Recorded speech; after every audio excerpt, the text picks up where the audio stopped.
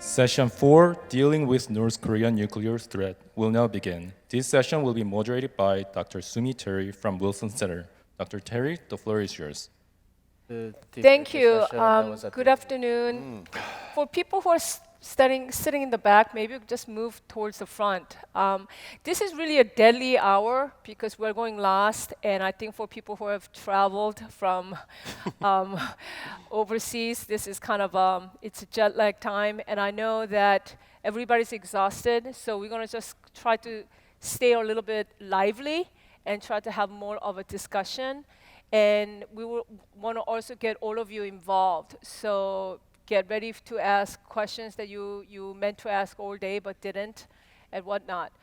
Um, so this is the last plenary session, and we are going to be talking about North Korea, although obviously we spent an entire day talking about North Korea. I'm kind of exhausted having just said and listening to everybody. In every single panel, we talked about North Korea. But we do have excellent panel here to really delve deeper on the North Korean issue.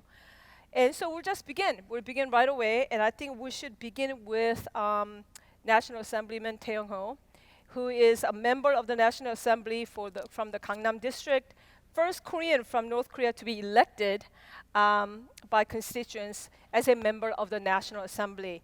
Before his very dramatic escape from the North, he worked as a career diplomat for North Korea for over 28 years. So we spent the entire day, I don't know if you were here all day, but we spent the entire day talking about world in turbulence, various flashpoints in the Indo-Pacific, state of the alliance, future of the US-ROC alliances, and we talked about two particular geostrategic events that have really shaped the region, right? We talked about Ukraine, Russia conflict, we talked about US-China great competition, great power competition, while North Korea's nuclear missile program have been really expanding, as you know, which has really sparked intense debate and dialogue between Washington and Seoul and just all of us about how to bolster US extended deterrence. But before we talk about extended deterrence, I think maybe you can walk us through your assessment of what's going on in North Korea. North Korea continues to build and expand their nuclear missile arsenal. They tested some 70 ballistic missiles last year, some 30 missiles this year. They just tested first ever flight test of Hwasong-18 solid fuel ICBM very recently, I think it was last week. Pretty big deal because it's harder for us to detect and preempt. So maybe we can turn to you to first ask about what Kim Jong-un's goals are and how we should think about the North Korean threat. Okay. Thank you very much, for inviting me to this very important seminar. I'm very much pleased that we are talking about a North Korean nuclear threat. What I want to say is that what is the difference in North Korea's nuclear policy in the last few years, especially after Ukraine war? In the past, North Korea's missile test or nuclear test was a little bit, the abstract concept, something like North Korea test ICBM or, tactical missiles. But what would be the use of this? But this year and the last year, North Korea's missile test was very much tailor-made to respond the exact America's and ROK American Joint Military Exercise, very tailor-made and detailed ones. So for instance, this year and last year alone, when America wants to send strategic air bombers to Korean Peninsula, then North Korea tests so-called, they say that the nuclear explosion, something like that. So North Korea these days wants to try to give a homework to Americans. Okay, you can send the strategic, the assets from Guam, but what would your response if we do this? And when America sent its nuclear the aircraft carrier, then North Korea tested a so-called nuclear, the torpedo in the sea. So they said, okay, you can send your fleet, but if we do this, what would be the answer? So North Korea these days gives continuously the homework to American side, and it is very much a detailed ones. Another thing is that in the past, Kim Jong-un never stated clearly the exact its plan.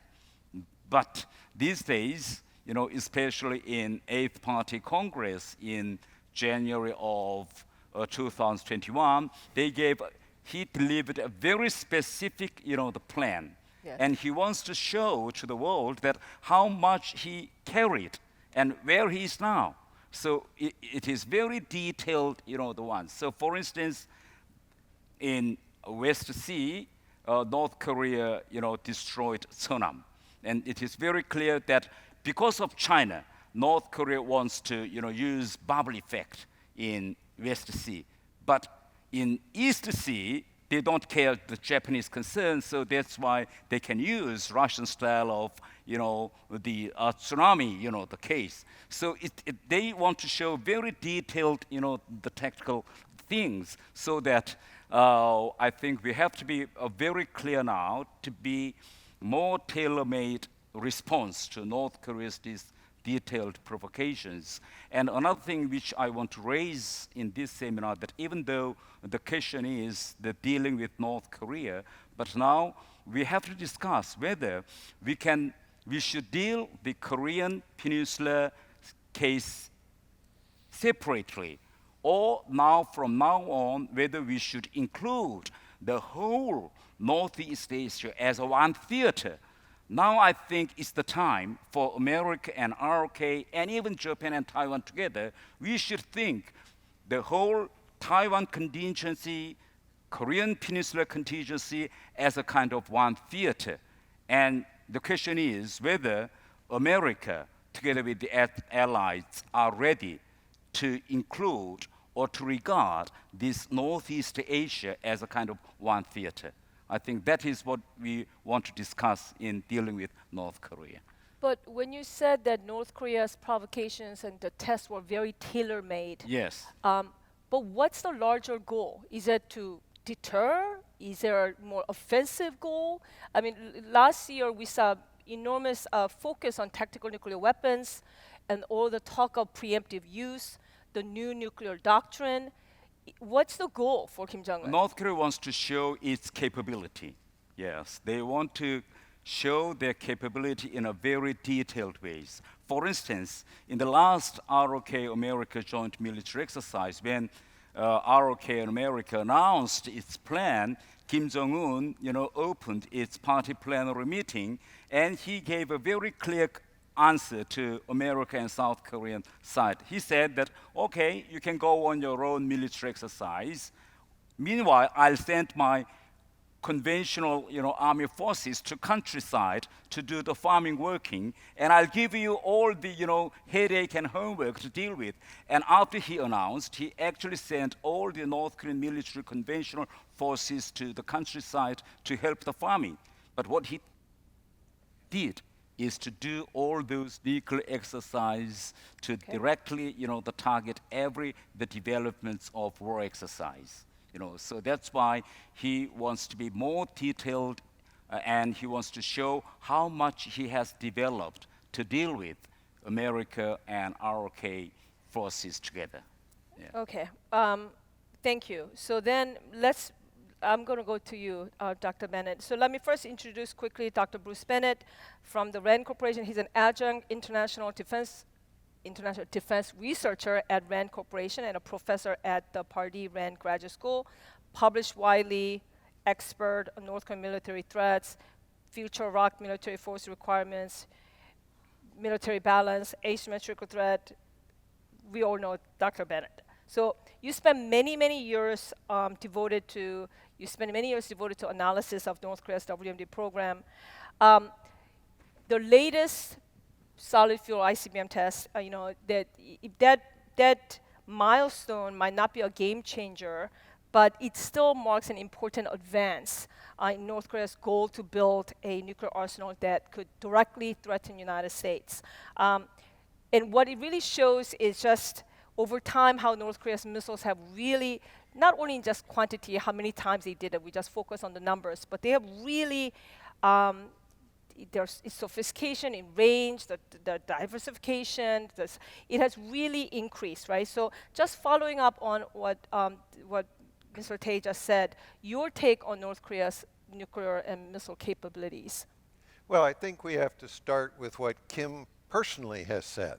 Yes. Personally, he has said he wants to build 30 KN-25 launchers that all have the missiles on them, 6 per launcher, have nuclear weapons. That's 180 KN-25s. And that's not his best theater missile. His best theater missile is the Iskander-like missile, the KN-23. So he said 180 of those. Well, let's say it's 100 to 150 of the KN-23s. And then there are other missiles that could potentially carry nuclear weapons. And then there are ICBMs and longer range missiles.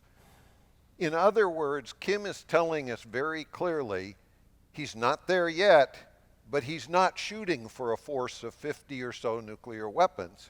He's shooting for a force of at least 300 to 500 nuclear weapons. That's what he's already indicating where he's planning to go, and that's very different from what we've been expecting. What else about that force are we picking up? He's been very explicit with the training they did in October, what they were targeting. Big surprise to people. He didn't talk about targeting ground forces. And he really doesn't have to, because the ROK ground forces, the manpower, has reduced from 560,000 men in the ROK Army to 365,000 as of the 2022 Defense Right White Paper.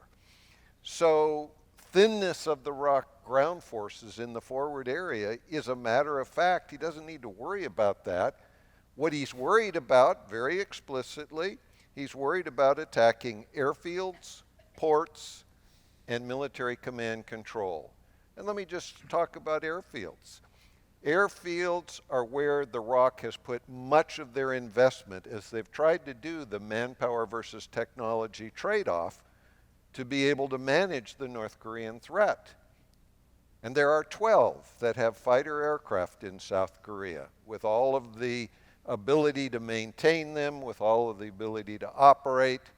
And that is not a big target set for an adversary who probably already has 50 to 100 nuclear weapons. We don't know exactly.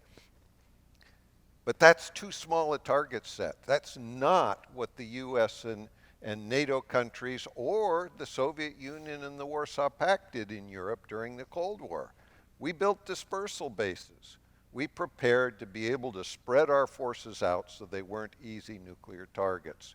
So that's just an example of where he's going. Let me conclude in this round by saying the solid fuel is important, but remember that the Soviet Union for decades had liquid-fueled ICBMs that were sitting in silos that could be launched at the push of a button. They didn't have to fuel them. So liquid fuel, the need to fuel a missile, had to do with the kind of fuels North Korea was using with its theater missiles. Doesn't have to be that way. They can be out there all ready to launch just like a solid fuel missile. Sobering. Okay, so now we'll turn to Ambassador Sung Kim, who is currently U.S. Ambassador to Indonesia. He also currently serves as U.S. Special Representative to DPRK. He has been serving in the U.S. government for many years, including as Acting Assistant Secretary of State for East Asia and Pacific Affairs, Ambassador to South Korea, Ambassador to the Republic of the Philippines, and Special Representative for North Korea Policy.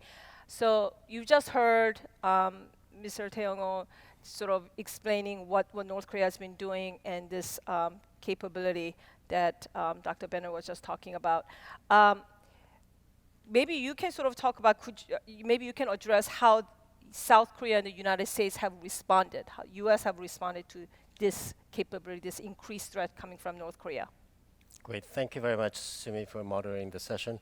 And I also want to thank Chairman Chung, Professor Yoon, and Dr. Choi Kang for inviting me to this important discussion. It's a very distinguished audience, and I wish I could have shared some good news with you, especially in front of my former boss, Deputy Secretary Steinberg, and my former good colleague, Alison Hooker. But unfortunately, I don't. And I think, as Dr. Bennett and Representative Tae already indicated, North Korea is continuing to provoke, threaten in unprecedented ways. I think well over 80 ballistic missile launches just in the past 16 months since the beginning of last year. Rhetoric has become much more provocative, much more dangerous, and a whole bunch of other provocative actions in violation of multiple Security Council resolutions and their own commitments in various contexts. So the picture is bleak. And I think this is why it reinforces the need for us to continue to pursue the complete denuclearization and very close cooperation and coordination with Iraq, Japan, and other partners. And that, of course, covers many different areas. I think in the defense area, our three countries, bilaterally and trilaterally, have conducted, I think, over 24 shows of strength and resolve. That's important. We're, of course, continuing to work on how we can strengthen our extended deterrence commitment to the ROC and ROC citizens. I mean, I don't want to get ahead of our leaders who will be meeting soon, but I think it's clear that this will be a very prominent topic for our two leaders.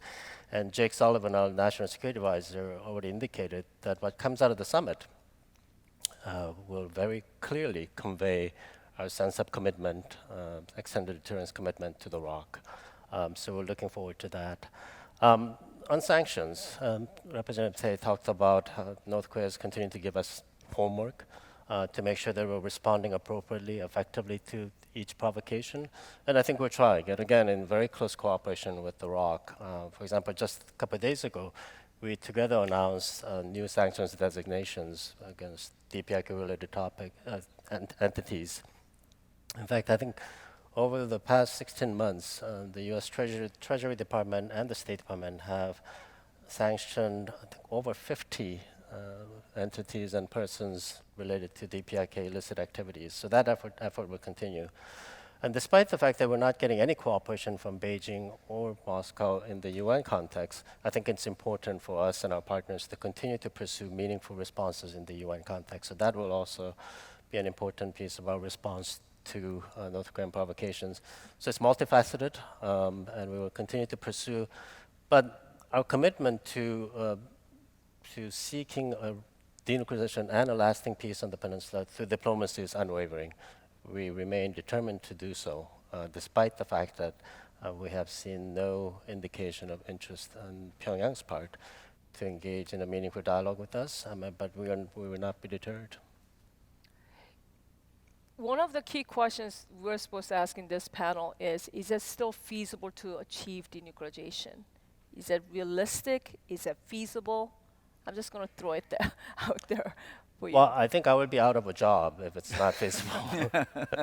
No, I don't. Is it realistic? Look, I think everyone in this room knows the challenges. Yeah. I don't think we have any illusions about how we might be able to quickly achieve denuclearization.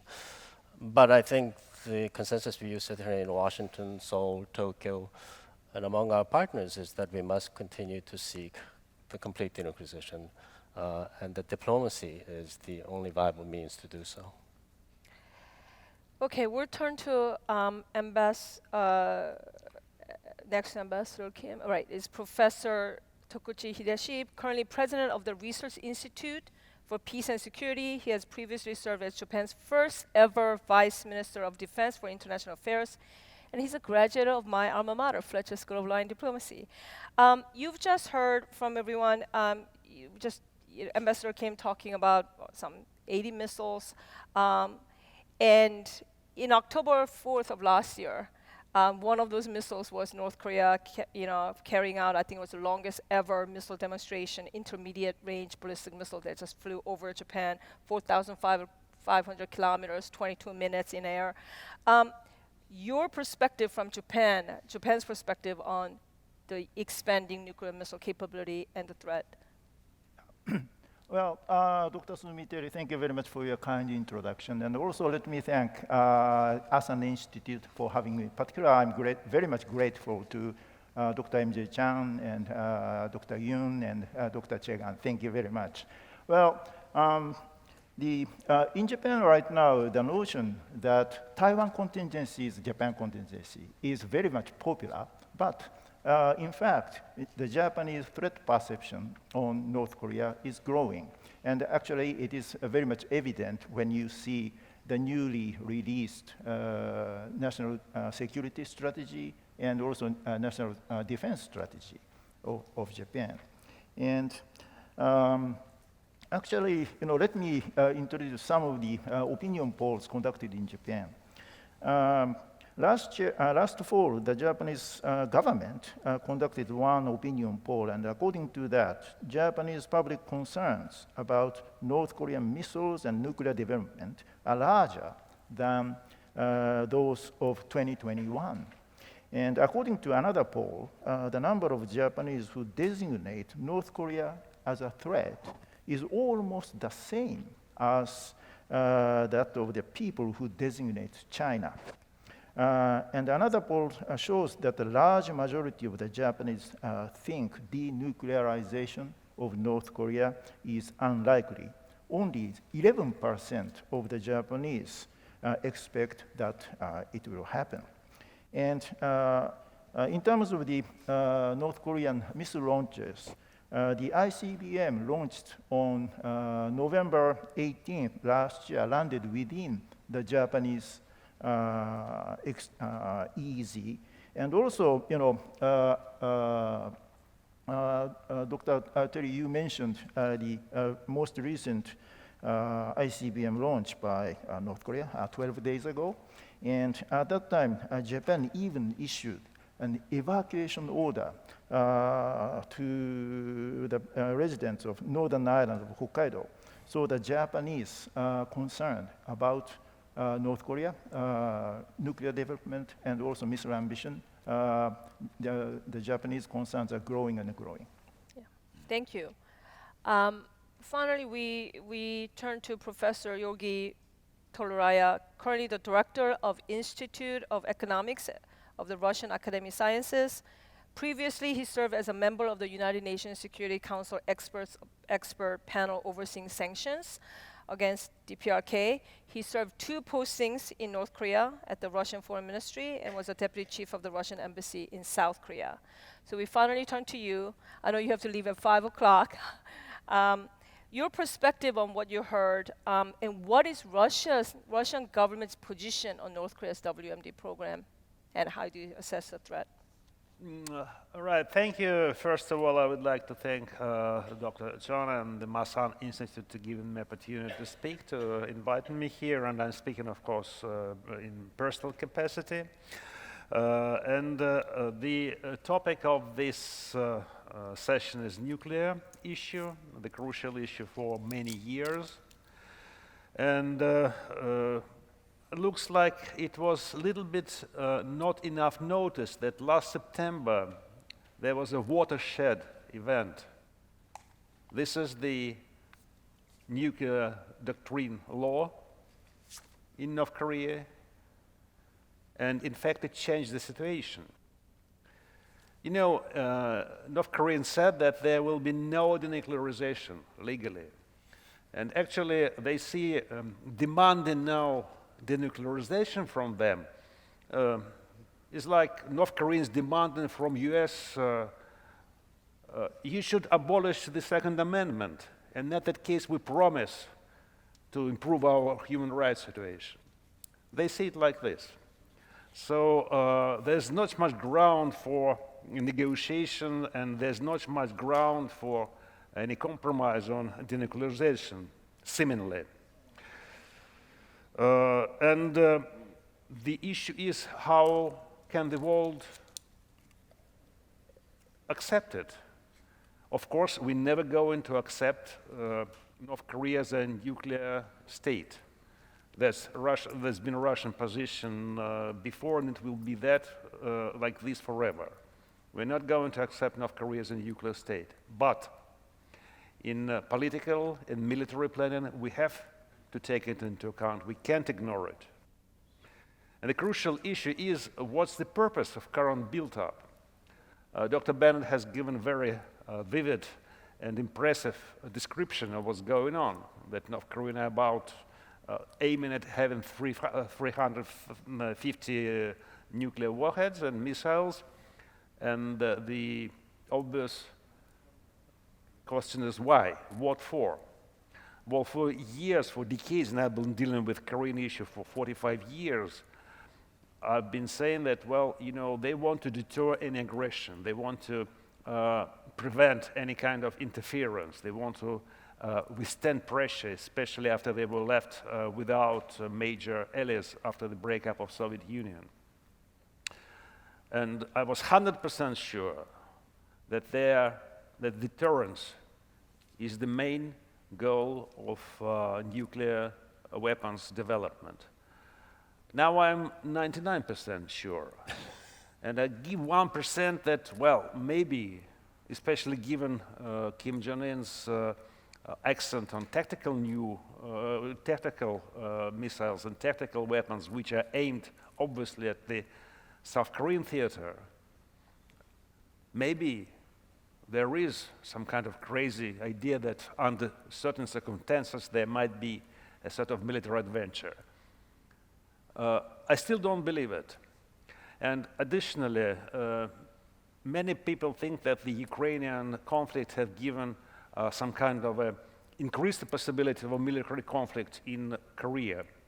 I think on the contrary, I think that Ukrainian conflict has been a sort of, you know, preventive vaccination jab against that kind of military, you know, attempts, because,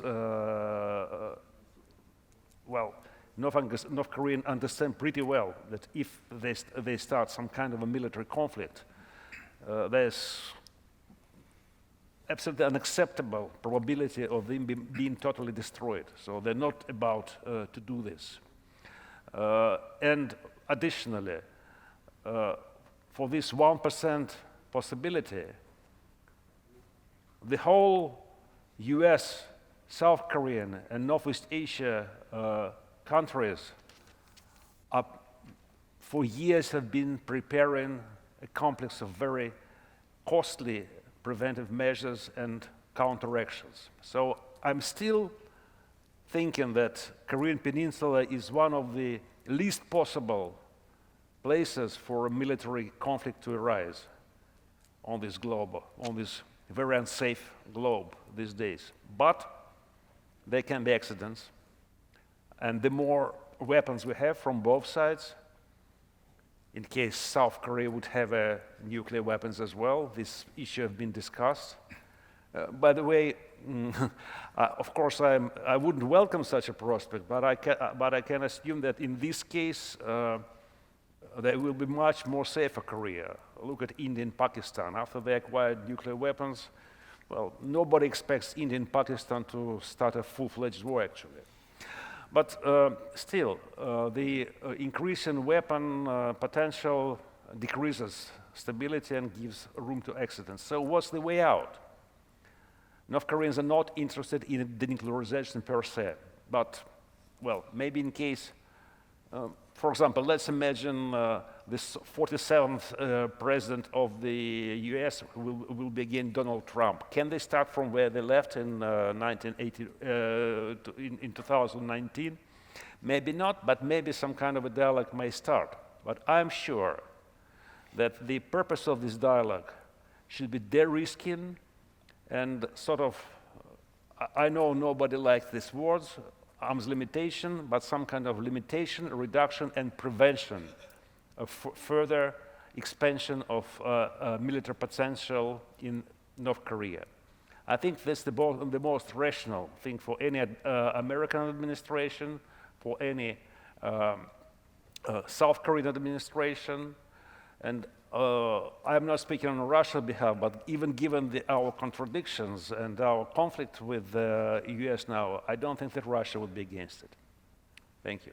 Did you mean capping the program or arms control? Capping the program, at least stopping Yeah. it, making some kind of a freezing of the military buildup on both sides in this or that way, and then maybe in years and decades to come, maybe move slowly to arms reduction and, well, confidence building measures, well, the usual thing that... Well, Okay, so first of all, I can't, I wish we had your confidence of 100% or 99% of knowing what Kim Jong-un is going to do or not do. I wish I had that kind of confidence, which I don't share, because we know that's something very hard to know. So I think that's very high confidence. And for you to also say that Korean Peninsula is the least likely place for a conflict after so that's, I wish I shared your optimism. But since you're the one who is leaving early, I'll just ask you a few follow-up questions. And I'm just going to allow also the audience who have a specific question for Professor Toloraya, because he has to leave, if you have a question, please let me know. Since Ambassador Kim talked about sanctions, I wanted to just bring that up a little bit in terms of Russia, whether Russia supports sanctions or not, because sanctions enforcement has been lacking from China and Russia. And then sort of a follow-up question on the report, what you make of the report about North Korea covertly sending thousands of artillery shells to Russia. Well, I can answer both these questions professionally, being an expert, you an expert on sanctions, and having studied it.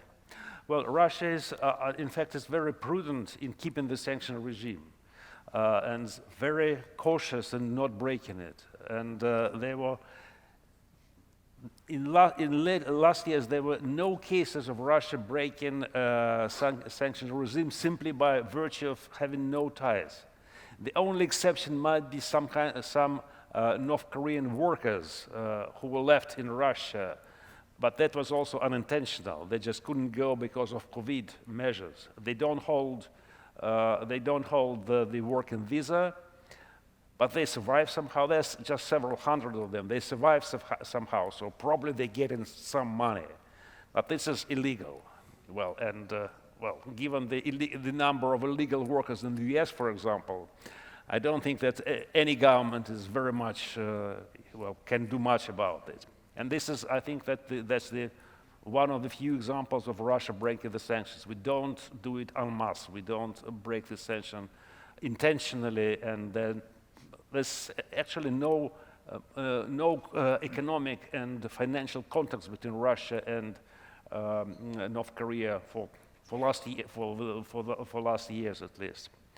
Even now, when the trade has restarted across the border, well, actually most of the trade goes through China, and there's small quantities of things going across the border. And among them were the 5 rail cars, which US suspected were used for carrying weapons. We checked this information, we looked at the photos, we made our own photos. And there is evidence that these cars, rail cars, crossed from Asan station to Tumangan station, stayed there, but there's no photos of them going back. And there's absolutely no evidence and very small probability that anything was exported armament by these cars. And in case that Wagner or anybody else would have liked to get some kind of weapons, they wouldn't have used such obvious Okay. transport, of course.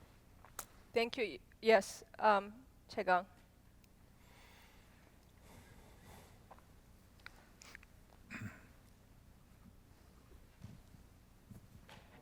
Thank you, Mr. Torolaya.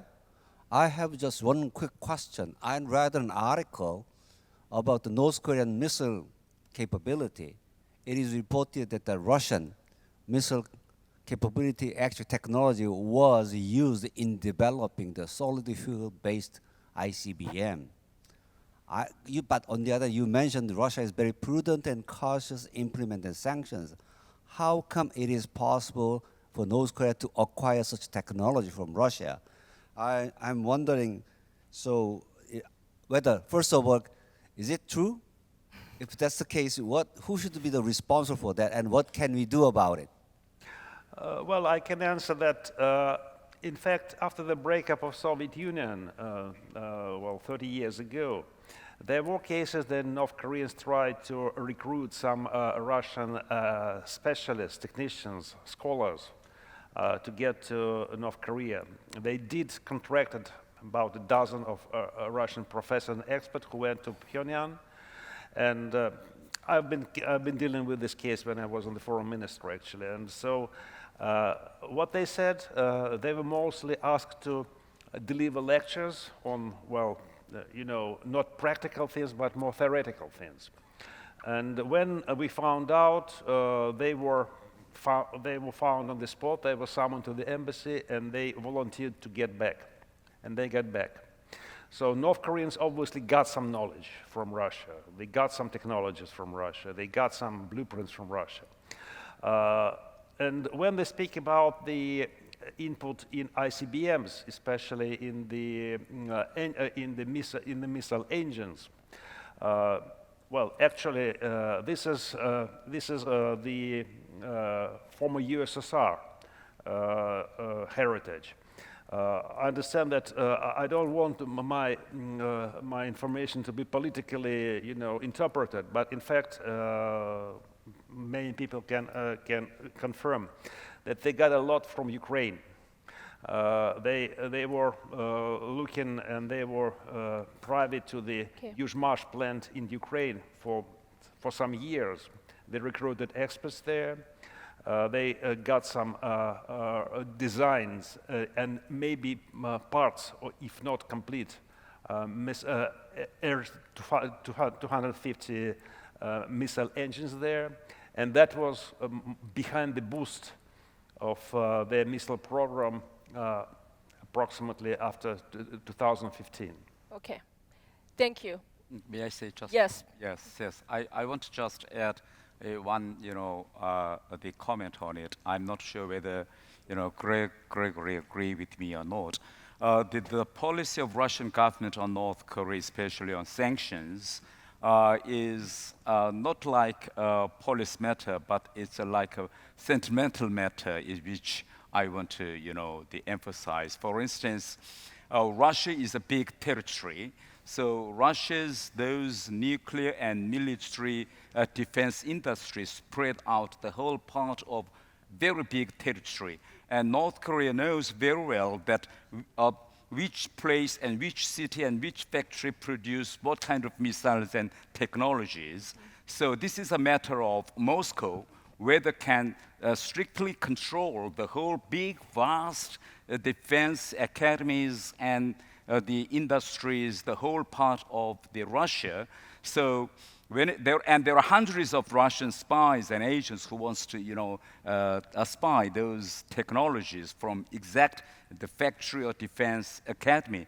And as a former North Korean diplomat, always, the agents trying to do that. And when the KGB and the Russian governments wants to control it very strictly, then they do it very strictly. And from time to time, they arrest the North Korean spies and agents and expel it, or they arrest it and put in the prison. That is the general policy. So Russia tries very hard to prevent the leak of nuclear and missiles, the technology. But for instance, let's say now there is now Ukraine war. So the general public of Russians have a great hatredism on Western countries and America. So under these circumstances, if North Korean spies to reach a steal or buy some technologies, my question is whether the people who are responsible for stopping in exact the remote areas of those local cities, whether they are following the government guidelines or policies or not. So this is a very sentimental issue. So sometimes they would, lose their control. Oh, get it out, something like this. And another thing is that now it's the internet, the system. So all the North Koreans, stole technologies are going through the internet system to Pyongyang. But in the past, when there is no that kind of high developed internet system, North Korea always carried those documents of nuclear missiles through diplomatic parcel. And the Russian KGB knows very well that which parcel has what kind of documents it is. So sometimes they stop it and take it out, but sometimes they close their eyes. So this is a little bit not policy matter, but it's a very sentimental matter, you see, especially from the side of Russia. Why I want to say is that in the past 2 years after Ukraine war, North Korea's missile technology is developing very fast. And I don't believe that this is the outcome of North Korea's intelligence, but this is the outcome of this kind of, stealing from Russia, and the Russia's the less, the control on this matter. Thank you. There's a quick question over there. We'll take those two questions, and we have to. Yes, go ahead. Yeah, thank you very much. Andy Harrison from the UNC. A question. We talked about the Eighth Party Congress and the announcement of all the progress that was likely. I think there have been two clear omissions, stuff that hasn't developed that maybe we were expecting him to develop after those announcements. And the first is nuclear-powered submarines. There doesn't appear to have been any real progress on that front. And secondly, the seventh nuclear test. I think most of us would have expected that to have happened by now. I wonder if the panel have any views on why those two things haven't happened. Thank you. Did you want to answer Dr. Bennett? Did you want to answer the submarine question? We look at a nuclear submarine, and we're hearing with the new alliance with Australia, how many years is it going to take for those first submarines to be fielded? 10, 15, 20 years maybe? Building a nuclear submarine is an extraordinarily difficult process if you have an advanced nuclear industry. And I think we can argue that, I don't think we could argue that North Korea has an advanced nuclear industry. They don't have the miniaturization and all of those kinds of things under control. So I think that's very hard for North Korea to do. I think that we have to look at what is potentially within North Korea's grasp, and I don't think that's there. Do you want to answer the second part of the question, which is why North Korea has not tested a seventh nuclear weapon, which is expected to be a tactical nuclear weapons? We've been talking about it for like 6 months. Yeah, so I have my own personal guess. I think if Kim Jong-un had the technology under control, he would have done the test by now. I think that his scientists are telling him, we're not sure we can get what you want. And now, that's in the context of if you put a 5 kiloton nuclear warhead down on an airfield, you're not going to neutralize that airfield. It's not big enough. You've got to put a much bigger warhead down.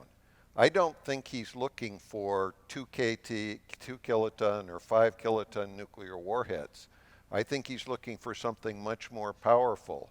And to get those miniaturized version, that's a challenge technologically. I mean, it takes years to So potentially it's work more that out. technical reason, because some people thought maybe it was China that talked to the North Koreans not to test, but you think the reason really was more of the technical capability. I think there have been political reasons Right. as well, but I think ultimately it may well be the case that Kim just doesn't.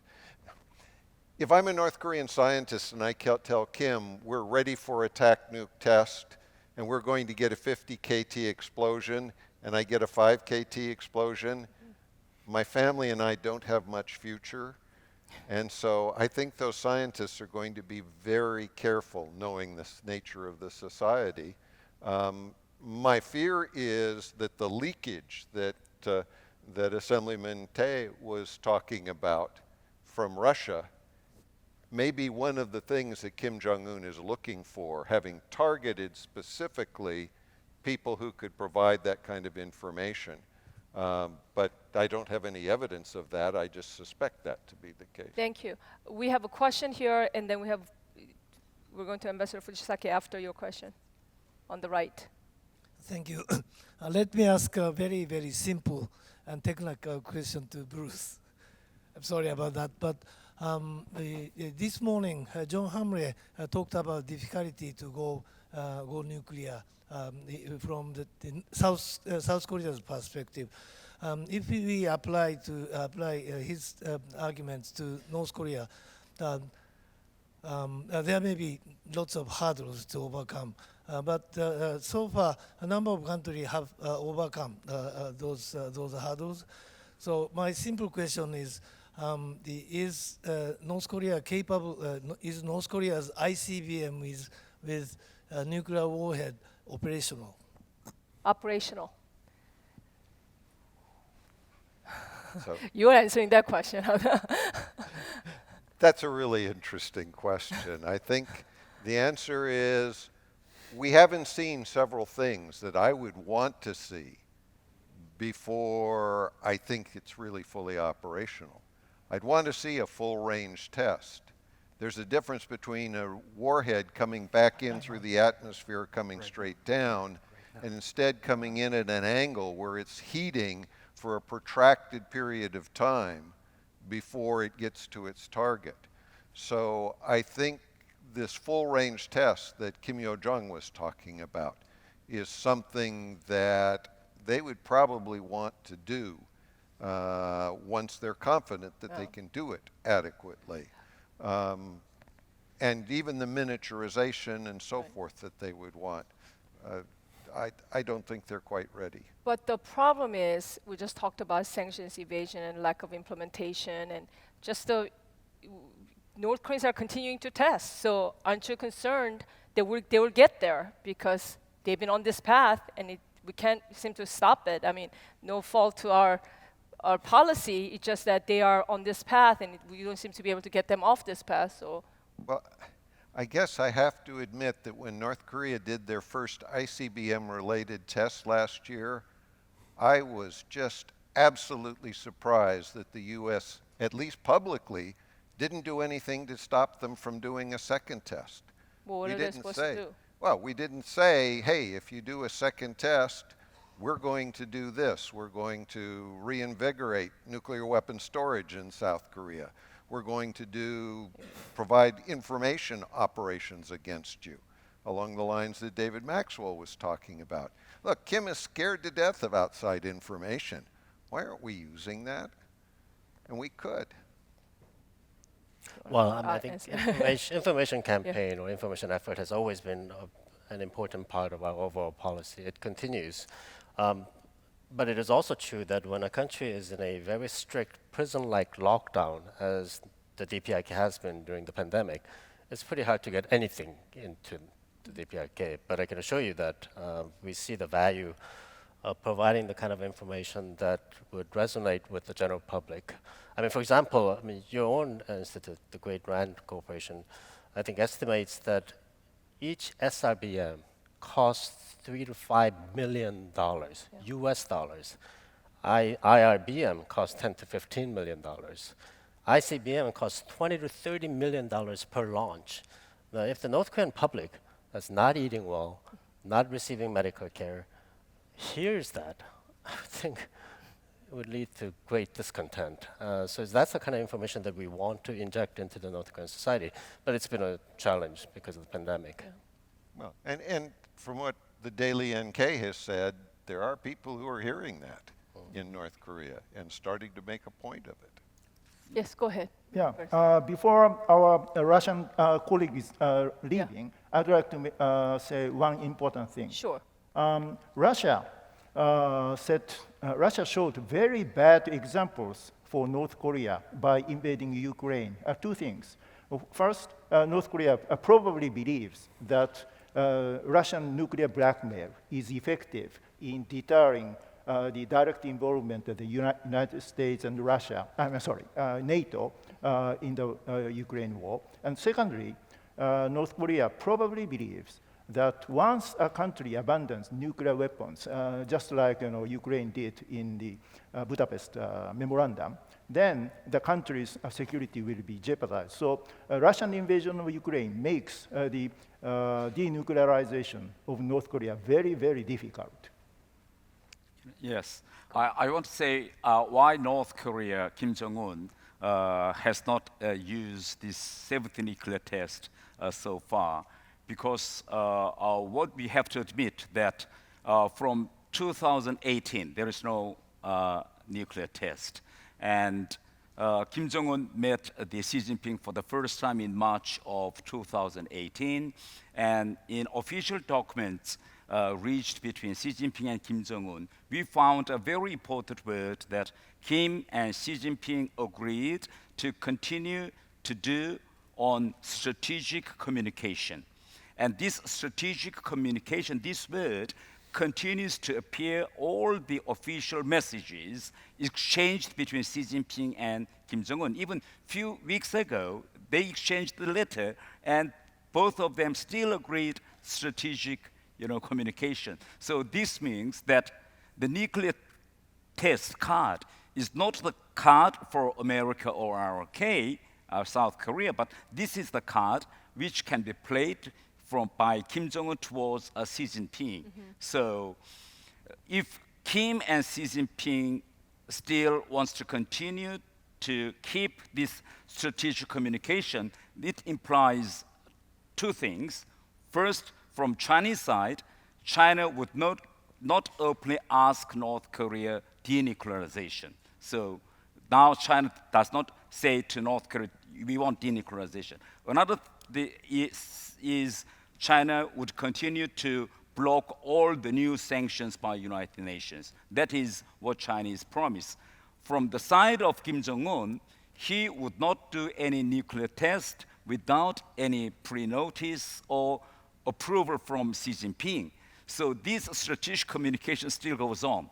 So I think if Kim Jong-un wants to do a nuclear test, he has to break this strategic communication by maybe he may visit Xi Jinping and get the approval, or at least he should show to Xi Jinping that he wants to discuss this matter by visiting Xi Jinping.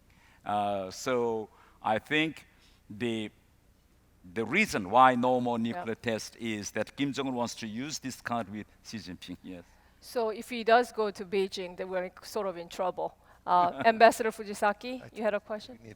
Yeah, he's leaving. Sorry, I have to go. Thanks, everybody. He's leaving. He's late. Thank you very much. That was exactly what I wanted to ask to Mr. Tae-Yon Ho. The Chinese attitudes towards North Korea nuclear test. They say that they would not admit it, but as you say, it's quid pro quo. But if North Korea's trade is 90% of that with China, so if China says no, it's not time, North Korea cannot go ahead and do it. Is that what you're saying? Yes. I see. Yes. Thank you very much. Yes. What I want to say is that, as you have said, that 90% of North Korea's trade is dependent on just one country, China. There is no such a country like North Korea, whose 90% of the trade is just dependent on one China. So if Chinese is determined to stop it, they can do it. But so if China, if North Korea does go to nuclear test, that means they got tacit, quiet agreement from China. Not actually approval, but at least North Korea has sent a pre-notice to China that he would do it. Thank you very much. Xi Jinping has not strongly opposed it. Yes. Any other question from the audience? There's a question in the back. Could you stand up? Hello. My name is Irina Korgan from the Hankook University of Foreign Studies. Can you stand up? Yes, sure. And my question to the panel is, we often discuss that Russia is a source of missile and nuclear technologies for DPRK. Could there be a chance that other countries, like other nuclear powers like China or Pakistan, can be sourcing out technologies to DPRK? Whatever, it could be nuclear technologies, missile technologies, because judging from the a wide network of dark dealings that North Korea has, it can clearly acquire technologies from other sources, not only Russia. Thank you. Yes, of course, they acquired nuclear technology from China, Russia, Pakistan, and other countries. I'm sure if you want to elaborate further. Yeah. I had a student who worked for me about 10 years ago who looked at the history of the missile tests done by North Korea, because it's very strange history. If you look at American and Soviet missile test history, we had a bunch of failures before we ever got to many successes. But if you look at the history of North Korean missile tests, looks like they had a lot of successes early on and continued, well more than what would normally be expected by something that is a program that's immature. And he concluded through looking at alternatives that the North may have been testing a lot of missiles that actually had been built by the Soviet Union that they were shedding in the days of the Scuds. Look at the Iskander-like missile, the KN-23 that North Korea is making. I suspect North Korea didn't come up with that design on their own. Don't know where they got it, whether they got it directly from Russia or from someone else, but probably from some group in Russia. So. Our time flew by. We have 4 minutes left, unfortunately.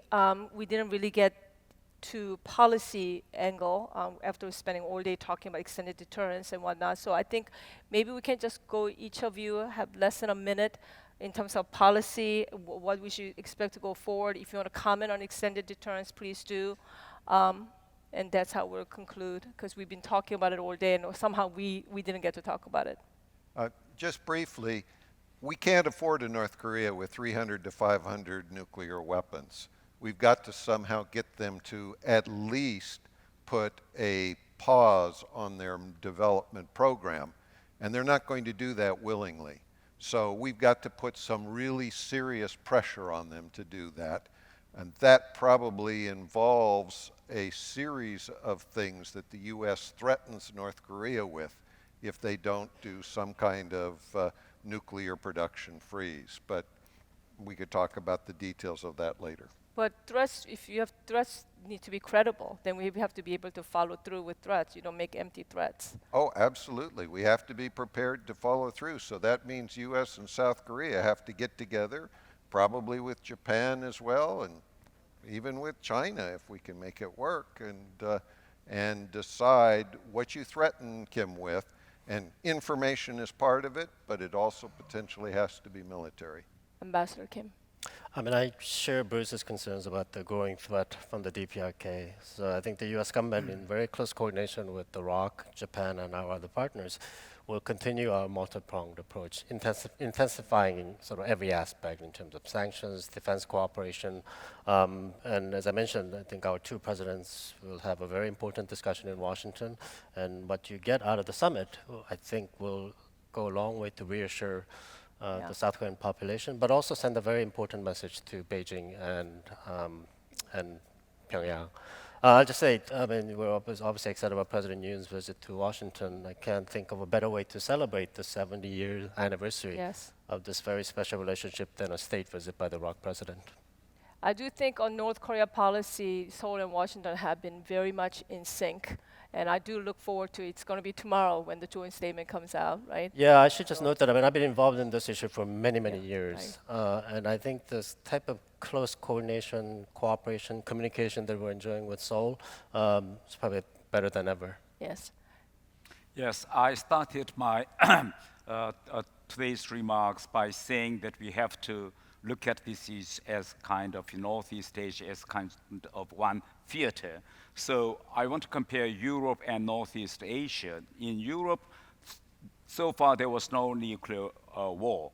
The basic reason for that is that now there was one nuclear state, Russia, against 3 nuclear states. So America actually allowed 2 regional nuclear states, Britain and France there, together with America. So 3-1 status. Yeah.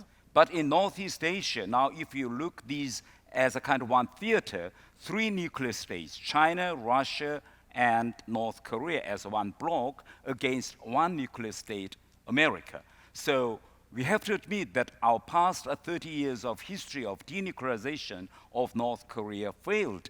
And after this failure in the future, more 30 years would be another next round of failure and failure. So I think it's the time for America to ask, themselves whether they are ready to do 2 wars on this region simultaneously. And America should answer the question whether America is ready to allow regional nuclear state in this region or not, because that was American regional nuclear policy in Europe, India, Pakistan. What about in Europe? They let Israel have nuclear weapons, so now Arab states is a little bit, peaceful with Israel. So now it's the time for America, whether America would allow regional nuclear state or not. Okay, last word. Yeah, I have 2 comments. First, about the credibility of extended deterrence. Yes. Deterrence is psychological warfare to work on the adversary's will. So it is very, very difficult for us to know the true intention or will of adversaries. So, and also the will of deterring power, in this case, the United States, is very difficult to see, particularly from the viewpoint of the public. Therefore, always deterrence, and particularly extended deterrence, is under doubt. So it's very natural. But as already discussed in the morning session, the U.S. force presence in this region, particularly more than 30,000 U.S. troops here in Korea, and also more than 50,000 troops in Japan, they are, and also their families, they are not just symbolism. It is a proof of working together. So, so although extended deterrence is under doubt, we should rather make efforts to improve the extended deterrence. That's my first point. And second, very quickly, please, because we ran out of time. So go ahead. Yeah, last second. In order to improve the extended deterrence of the United States, the relationship between South Korea and Japan is important. So the U.S.-Japan alliance and Korea-U.S. alliance, these 2 alliances should be more integrated in order to generate synergy. And at this juncture, it is very, very important to prevent both countries from the relations of the 2 countries, I mean Korea and Japan, from going backward. That's very important. Could not have said that better. I think it's a great place to end our panel on trilateral, strengthening trilateral relationship and enhancing bilateral relationship between Korea and Japan. Thank you to every member of the panelists here for our excellent discussion. That concludes the panel on North Korea. Thank you. Thank you. Panelists, please stay seated. Ladies and gentlemen, I would like to invite Dr. Yoon-Young Kwan, Chairman of the Asan Institute for Policy Studies, to the stage for his brief closing remarks.